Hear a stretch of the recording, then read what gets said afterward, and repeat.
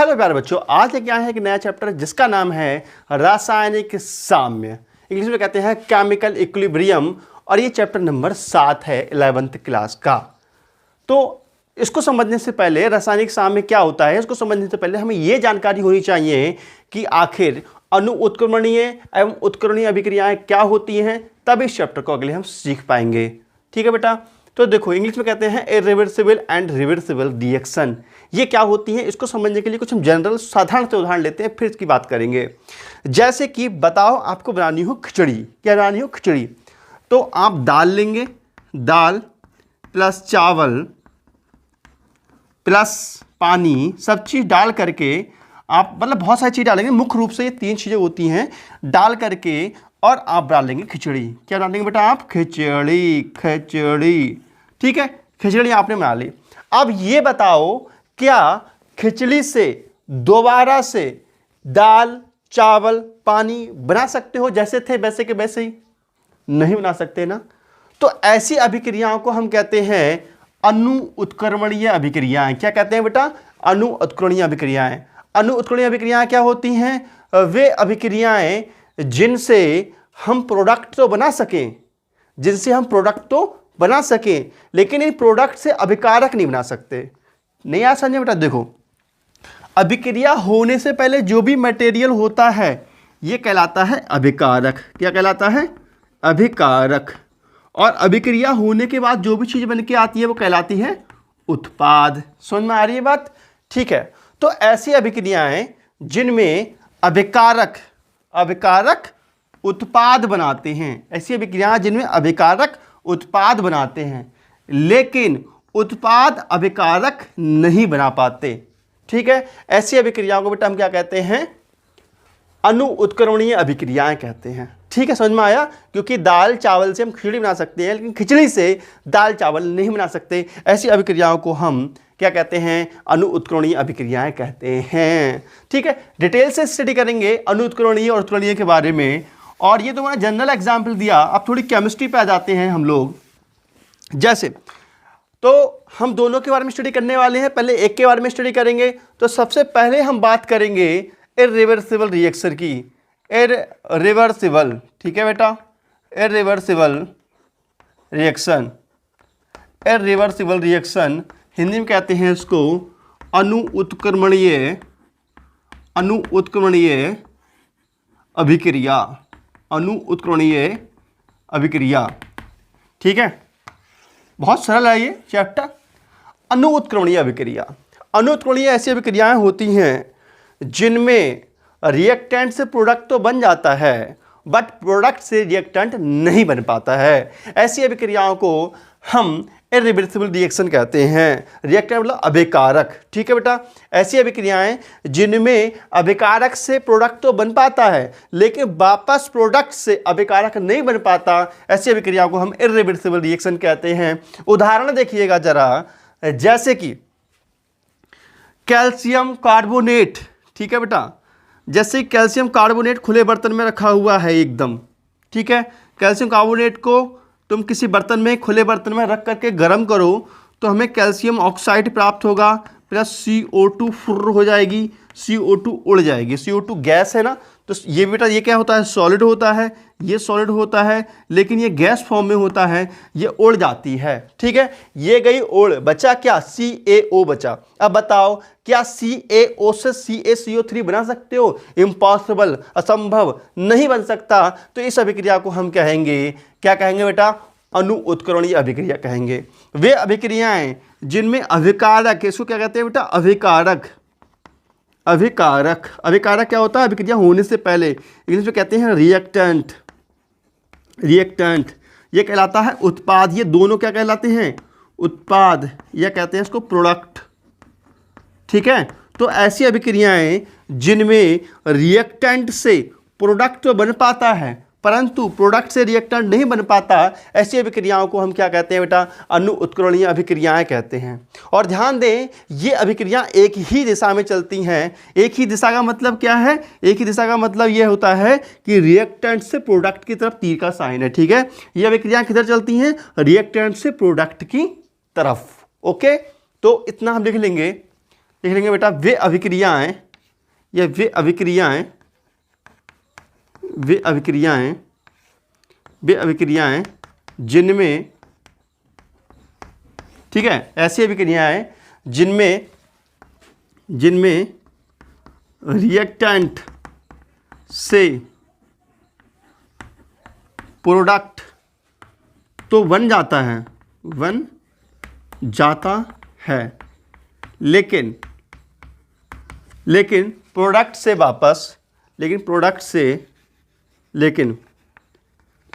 से वापस रिएक्टेंट नहीं बन पाता है बेटा, ठीक है, रिएक्टेंट नहीं बन पाता है, नहीं बनता है, ठीक है, नहीं बनता है। क्या कहलाती है बेटा इस रिएक्शन को? क्या कहते हैं? इरिवर्सिबल रिएक्शन कहते हैं। इरिवर्सिबल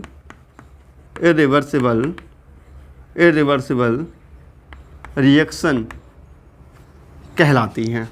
इरिवर्सिबल रिएक्शन कहलाती हैं, ठीक है। एग्जाम्पल की बात करेंगे तो ये एग्जाम्पल रहा, लेकिन ध्यान रहे ये जो अभिक्रिया है किसी खुले बर्तन में होनी चाहिए, किसी खुले बर्तन में होनी चाहिए, खुले बर्तन में होनी चाहिए। क्यों? अगर बंद बर्तन हुआ तो क्या होगा कि गैस उड़ नहीं पाएगी और दोबारा CaO पे टकराएगी, और CaO पे टकराने के पश्चात ये इसमें चेंज हो सकती है। इसलिए खुले बर्तन में रिएक्शन ये होनी चाहिए। समझ में आ गई बात? ठीक है, तो इतना समझ में आ गया होगा। और देखेंगे इसके बारे में पॉइंट्स, ठीक है। बात ये है, नेक्स्ट पॉइंट हम ये देखेंगे कि इन अभिक्रियाओं में अभिकारक और रिएक्टेंट के बीच में एक तीर लगाया जाता है जो कि अभिक्रिया की दिशा को प्रदर्शित करता है, ठीक है बेटा। इन रिएक्शन में रिएक्टेंट एंड प्रोडक्ट के बीच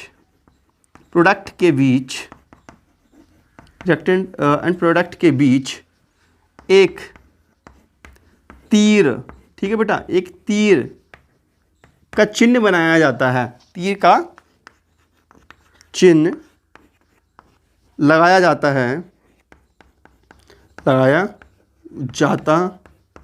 है जो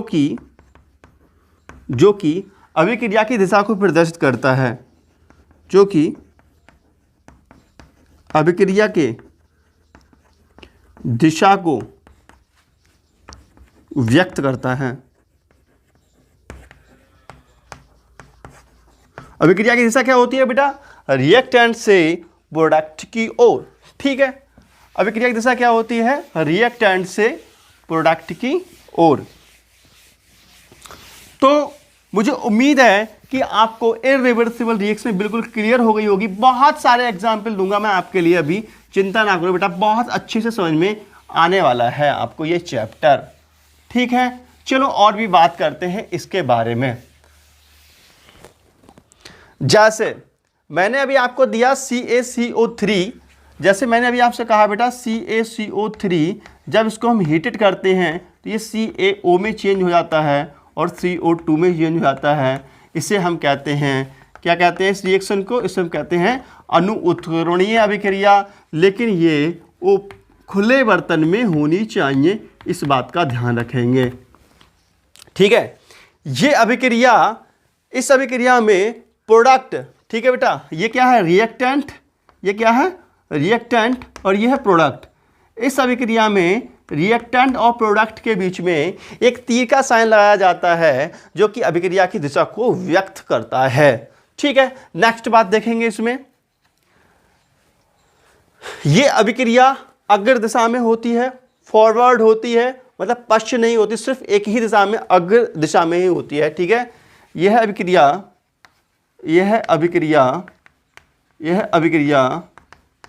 एक ही दिशा,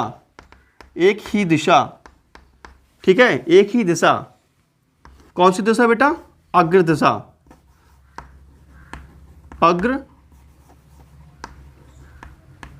अग्र दिशा, अग्र दिशा, इंग्लिश में कहते हैं फॉरवर्ड, फॉरवर्ड, ठीक है। यह अभिक्रिया एक ही दिशा फॉरवर्ड डायरेक्शन में होती है।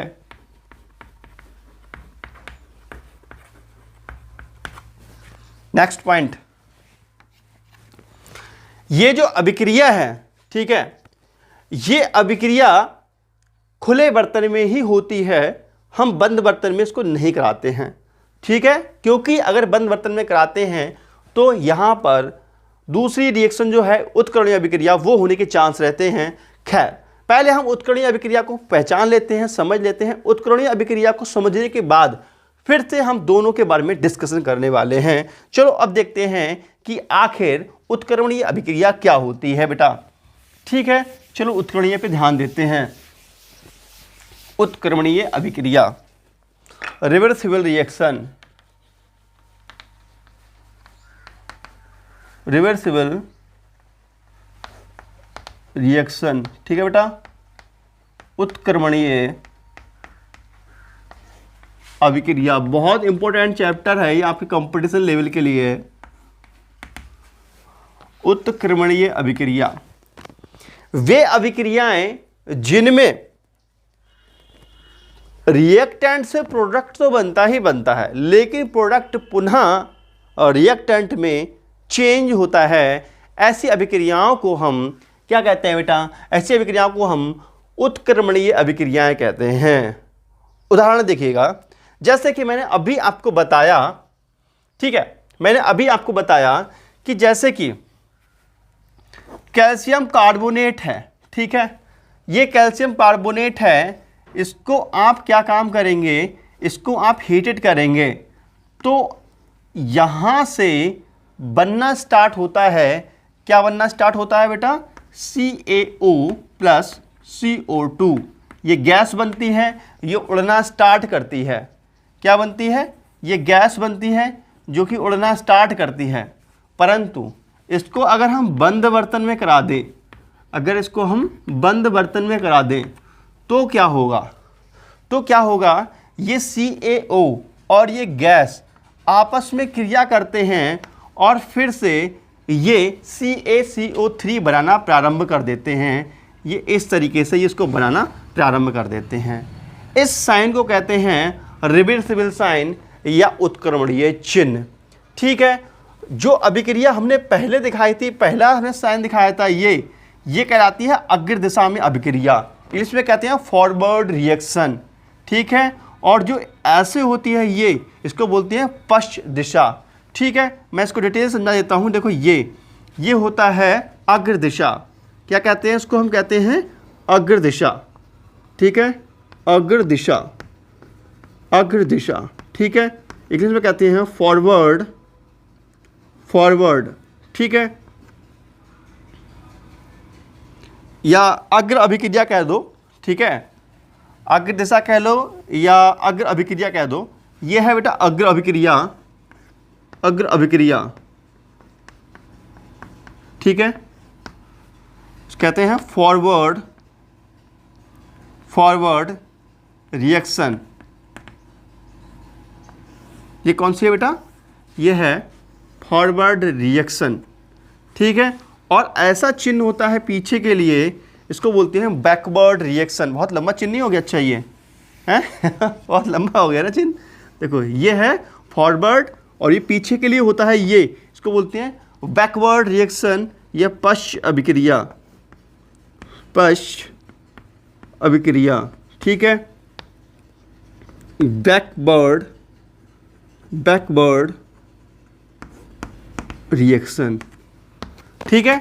और जो चिन्ह जो होता है, ये चिन्ह इसको बोलते हैं, इस चिन्ह को क्या बोलते हैं बेटा? इस चिन्ह को बोलते हैं रिवर्सिबल साइन, ठीक है, या उत्क्रमणीय चिन्ह, उत्क्रमणीय, उत्क्रमणीय चिन्ह, इसको बोलते हैं उत्क्रमणीय चिन्ह। समझ में आया? तो वे अभिक्रियाएं जिनमें यह क्या है, रिएक्टेंट है, वे अभिक्रियाएं जिनमें रिएक्टेंट से प्रोडक्ट तो बनता ही बनता है, लेकिन प्रोडक्ट पुनः आपस में रिएक्ट होकर के रिएक्टेंट बनाने लगते हैं, ऐसी अभिक्रियाओं को हम क्या कहते हैं बेटा? उत्क्रमणीय अभिक्रियाएं कहते हैं।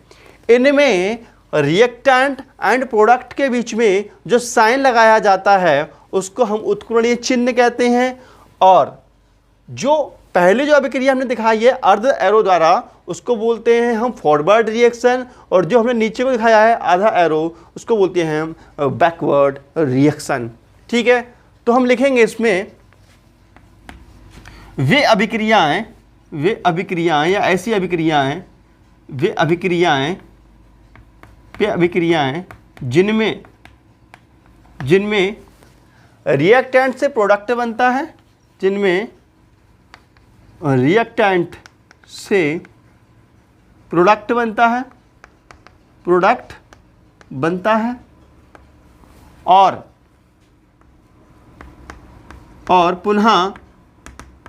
पुनः प्रोडक्ट से रिएक्टेंट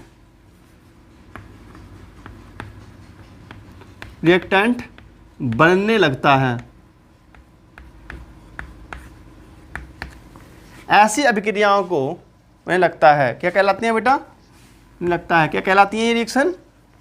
उत्क्रमणीय अभिक्रिया कहलाती हैं। उत्क्रमणीय अभिक्रिया कहलाती हैं। ठीक है, उसके बाद ये एग्जाम्पल नोट कर लेंगे।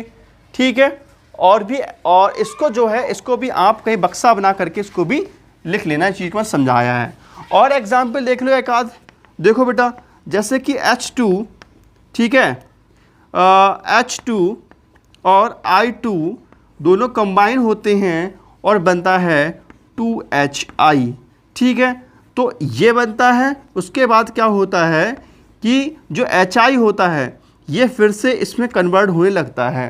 ठीक है, तो ये भी क्या, कौन सी अभिक्रिया है? ये भी रिवर्सिबल रिएक्शन है। ठीक है, इतना नोट कीजिए, फिर इसके बारे में और भी बातें तो वाले कुछ बताता हूं मैं। तो इंटरेस्टिंग लगता होगा, मुझे उम्मीद है। बहुत डिटेल से पढ़ा रहा हूँ उस चीज़ को मैं, और चैप्टर बड़ा मज़ेदार है। वीडियो अच्छी लगी फटाफट लाइक करो, क्यूट सा कमेंट करो जैसे कि तुम हो क्यूट से। ठीक है प्यारे बच्चों, तो और देखते हैं इस बारे में बातें। तो ये जो अभिक्रिया है ना, इन अभिक्रियाओं को क्या होता है? क्लोज सरफेस में, क्लोज निकाय या बंद बर्तन में कराया जाता है। इन अभिक्रियाओं को क्या में कराया जाता है बेटा? बंद बर्तन में कराया जाता है। और ये अभिक्रियाएं साम्य अवस्था को प्राप्त करना चाहती हैं। साम्य अवस्था क्या होती है अगले बताया जाएगा अभी आपके लिए। ठीक है, और सुनो थोड़ा सा जरा, जैसे कि ना मैं आपको बताऊं, चलो इसका हम थोड़ा सा और देख लो। इसके नीचे नया पॉइंट लिखेंगे। इन अभिक्रियाओं के रिएक्टेंट एंड प्रोडक्ट के बीच में कौन सा चिन्ह लगता है वो भी बता देते हैं। ठीक है, देखेंगे बेटा, इन अभिक्रियाओं, ठीक है बेटा, इन अभिक्रियाओं के रिएक्टेंट एंड प्रोडक्ट के बीच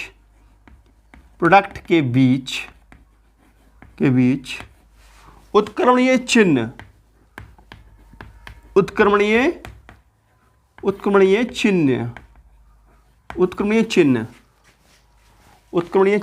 ऐसा उत्क्रमणीय चिन्ह बनाया जाता है।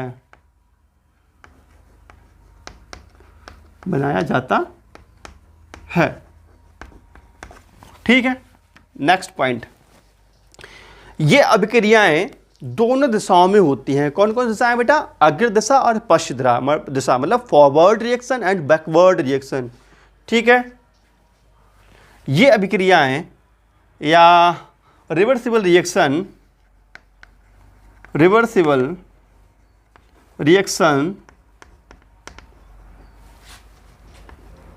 दोनों दिशा, ठीक है, दोनों दिशा कौन सी होती है बेटा? पश्च और अग्र। ठीक है, अग्र एवं पश्च दोनों दिशा में होती हैं। ठीक है। और ये जो अभिक्रियाएं हैं, ये अभिक्रियाएं साम्य अवस्था को हमेशा प्राप्त करना चाहती हैं। साम्य अवस्था क्या होती है अभी समझाएंगे आपके लिए, ठीक है बेटा, लिखवा देते हैं पहले ये पॉइंट। ये रिएक्शन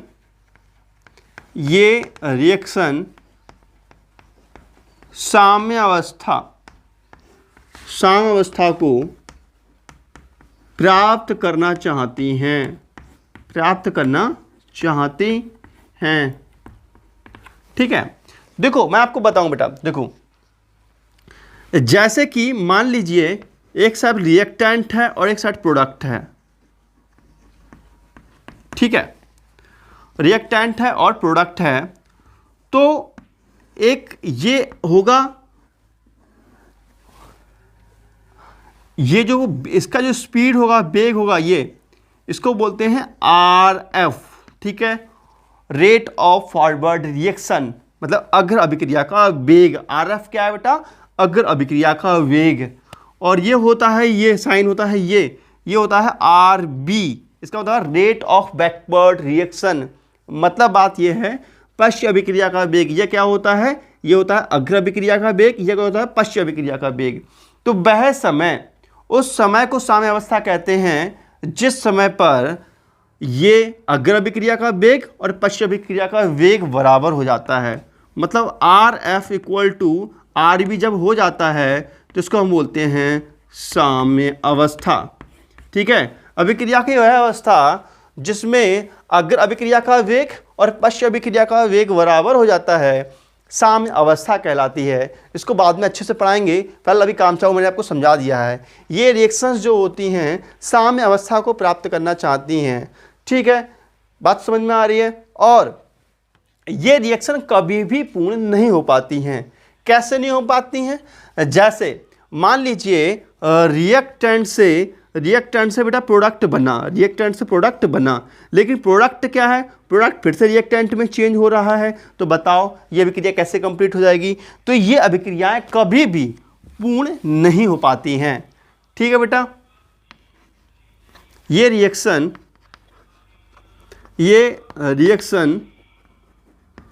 कभी भी पूर्ण नहीं हो पाती हैं। और सुनो बेटा, देखो जो अभिक्रियाएं होती हैं उनके बीच में जो चिन्ह लगाए जाते हैं वो 3 टाइप से लगाए जाते हैं। कौन कौन से टाइप से? देखो जैसे कि एक तो ऐसा सिंबल लगाया जाता है, ये तरीका है, एक ये साइन लगाया जाता है, और कभी कभी हम बराबर का चिन्ह भी लगा देते हैं, ठीक है। ध्यान दें, हम अभिक्रियाओं में 3 प्रकार के चिन्हों का यूज़ करते हैं, एक एरो का, ये एक हाफ डबल एरो का, और एक इक्वल का साइन का यूज़ करते हैं, ऐसा वाला साइन ये यूज़ करते हैं। तो यहाँ पर इसको हम देख के बता देते हैं कि हमारी यहाँ पर कौन सी है बेटा? अनु उत्क्रमणीय अभिक्रिया है। कौन सी है? अनु उत्क्रमणीय है। कौन सी अभिक्रिया कभी होगी? ये अनु उत्क्रमणीय होगी, ठीक है। और यहाँ पे इसको हम देख के बता देते हैं कि ये उत्क्रमणीय अभिक्रिया होगी, ठीक है। और यहाँ पे इसको देख के हम क्या बताएं कि उत्क्रमणीय होगी अनुत्क्रमणीय होगी? यहाँ आप चक्कर में फंस जाते हो, ठीक है। तो पेपर में बाय चांस आपके पास रिएक्शंस दी होंगी और ऐसे सिंबल लगे होंगे और कहेगा पेपर कि बताओ निम्न में से कौन सी उत्क्रमणीय अभिक्रिया होगी, कौन सी अनुत्क्रमणीय अभिक्रिया होगी, तो आप कैसे छांटेंगे उसके बारे में मैं आपके लिए कुछ ट्रिक्स, कुछ फंडे बता रहा हूँ। वास्तव में कोई भी ऐसा तरीका नहीं है जिससे हम बता सकें, ठीक है। लोहा टीन बेच रहे बेटा जबरदस्ती बेचो ना बेचेंगे। अगर पेपर में आपके पास कुछ रिएक्शंस दी हो, ठीक है, और कहा जाए बताओ ये उत्क्रमणीय है अनुत्क्रमणीय है, ठीक है, पेपर में हम कैसे पहचान करेंगे? ठीक है, तो पेपर में हम रिएक्शंस की बेटा, ठीक है, पेपर में हम रिएक्शन की कैसे पहचान करेंगे, इस पे हम चर्चा करेंगे। अब रिएक्शन में पेपर में हम रिएक्शन की पहचान कैसे करेंगे, कौन सी रिएक्शन है कौन सी नहीं है।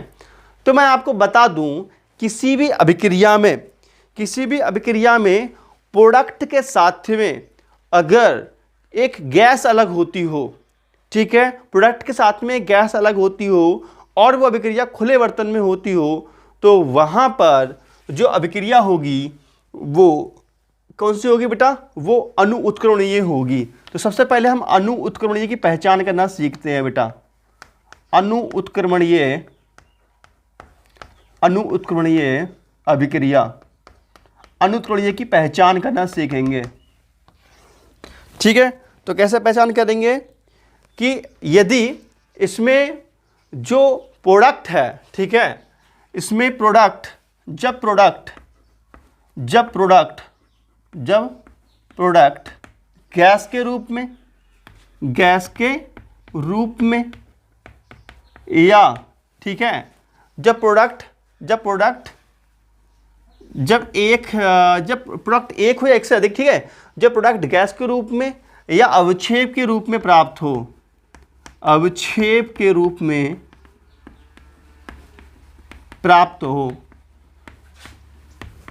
तो वह कौन सी अभिक्रिया होगी बेटा? तो वह अणु उत्क्रमणीय अभिक्रिया होगी। ठीक है, तो वह अणु उत्क्रमणीय रिएक्शन होगी। इसको एग्जाम्पल समझो बात को, जैसे कि देखेंगे बेटा, पहला एग्जाम्पल देखेंगे इस बात का। जैसे बेटा देखेंगे तापीय वियोजन, देखो बेटा ताप के कारण वियोजन देखते हैं।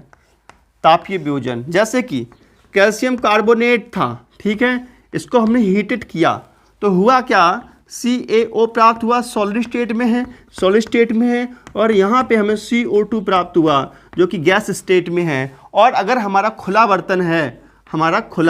बर्तन है तो हमारी ये गैस भग जाएगी और हमारी ये अभिक्रिया कौन सी हो जाएगी बेटा? अणु उत्क्रमणीय अभिक्रिया हो जाएगी। ठीक है, और अवक्षेप अगर बनता हो कहीं पर, ध्यान दें, अगर यहाँ से गैस उड़ जाएगी बेटा तो हमारा वो नहीं बन पाएगा, दोबारा से प्रोडक्ट नहीं बन पाएगा।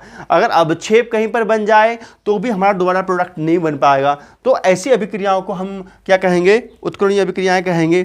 ठीक है, और एग्जाम्पल देखो इस चीज़ का, एक तो एग्जाम्पल ये हो गया, और देखो बेटा 2KClO3, ठीक है, 2KClO3 इसको हीटेड करते हैं, वो भी MnO2 के प्रेजेंट में, तो हमें प्राप्त होता है 2KCl प्लस 3O2,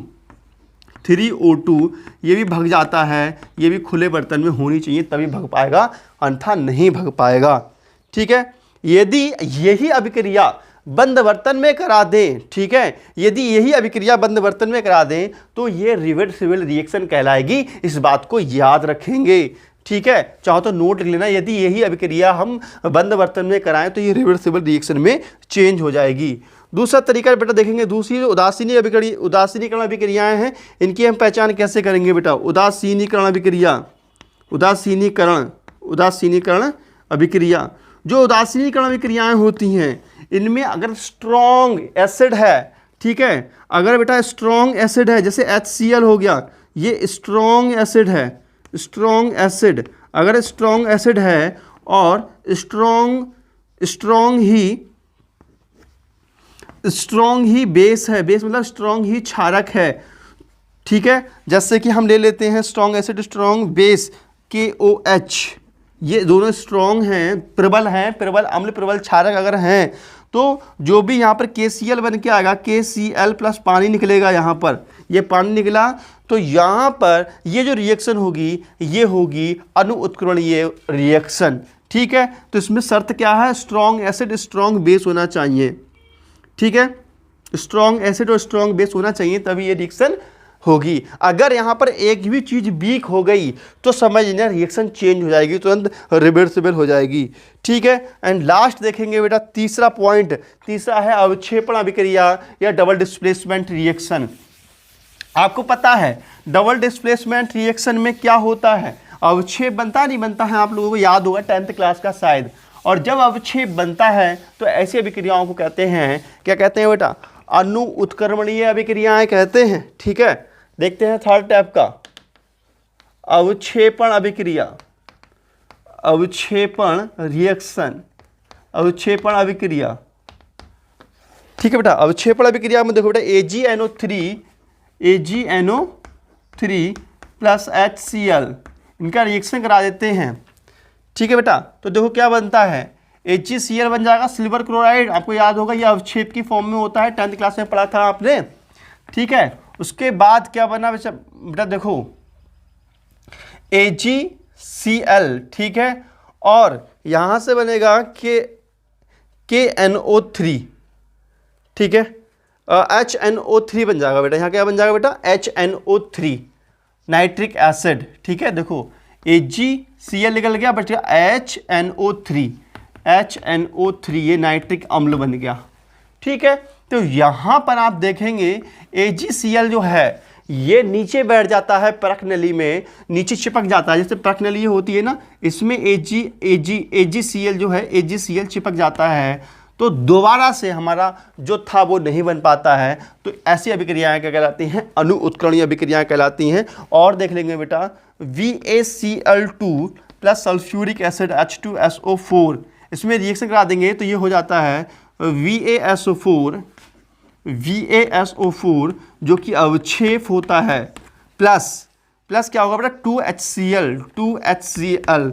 तो ध्यान दें जिनमें बेटा एरो का चिन्ह होगा, ठीक है, या जिनमें ऐसा चिन्ह होगा, ये अभिक्रियाएं क्या होती हैं, देखो जिसमें ये नीचे डाउन के लिए चिन्ह होगा बेटा, देखो जिसमें ये चिन्ह लगे होंगे ये, तो इसका मतलब क्या है, अवक्षेप बन रहा है, और जिसमें अवक्षेप बनेगा वो अणु उत्कर्णीय अभिक्रिया होगी। इस बात का ध्यान रखेंगे।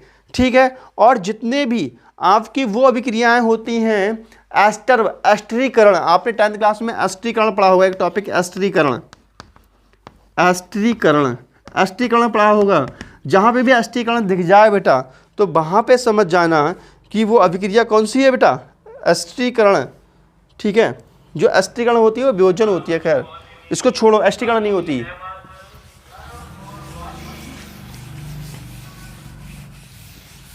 चलो अब पहचान करना सीखते हैं हम। अब हम पहचान करना सीखते हैं किसकी पहचान करें बेटा, अब करेंगे हम उत्क्रमणीय अभिक्रियाओं की पहचान करना सीखते हैं। ठीक है, उत्क्रमणीय अभिक्रियाओं की पहचान सीखते हैं। अब उत्क्रमणीय अभिक्रिया की पहचान सीखते हैं बेटा। उत्क्रमणीय अभिक्रिया की पहचान कैसे करेंगे हम, ठीक है। सबसे पहली बात, ये अभिक्रिया बंद बर्तन में होनी चाहिए। ठीक है बेटा, कैसी होनी चाहिए, ये बंद बर्तन में होनी चाहिए। ठीक है, तो देखो सबसे पहला तापीय वियोजन देखते हैं, वही वाला तापीय वियोजन। ठीक है, देखेंगे CaCO3।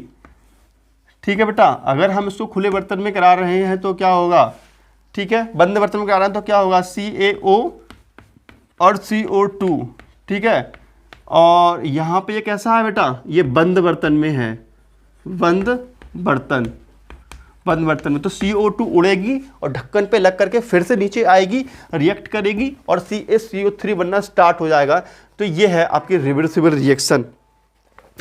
ठीक है, दूसरे देखते हैं बेटा उदासीनीकरण अभिक्रिया। सेकेंड पॉइंट, उदासीनीकरण अभिक्रिया। उदासीनीकरण में बेटा हमने क्या बताया था, अगर स्ट्रॉन्ग एसिड स्ट्रॉन्ग बेस होगा, ठीक है बेटा, अगर स्ट्रॉन्ग एसिड हो, strong acid plus weak base ले लो, तो जो अभिक्रिया होगी कौन सी होगी, तो बेटा जो अभिक्रिया होगी वो रिवर्सिबल होगी। कौन सी होगी, रिवर्सिबल होगी, ध्यान रखेंगे। ठीक है, जो भी प्रोडक्ट बन करके आ जाए आपके पास। और अगर मान लीजिए वीक एसिड हो और वीक बेस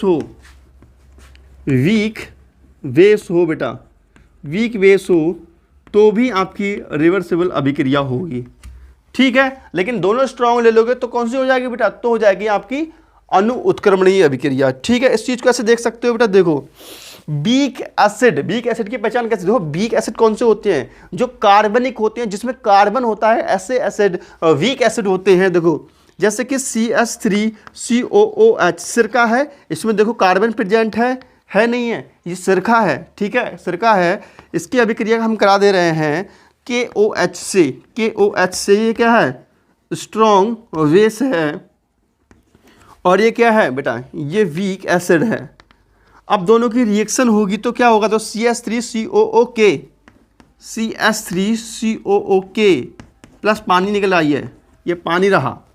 ठीक है बेटा, तो ऐसी अभिक्रियाओं में ये बन गया, अब दोबारा से ये क्या बना लेगा, ये बन गया। ऐसी अभिक्रियाओं में ये इरिवर्सिबल रिएक्शन होते हैं जहाँ पे वीक हो, एक स्ट्रॉन्ग हो। दोनों वीक ले सकते थे, CH3COOH प्लस NH4OH, ये वीक बेस होता है बेटा। ये क्या है, वीक बेस है और ये वीक एसिड है।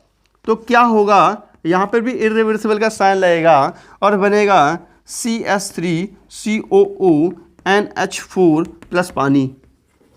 ठीक है, बात समझ में आ रही है, तो लिखने में क्या जा रही है। एंड लास्ट है बेटा एस्टरीकरण। ठीक है, एस्टरीकरण कहीं पर भी अगर एस्टरीकरण आपको दिख जाए तो वहाँ इरिवर्सिबल का साइन लगा देना।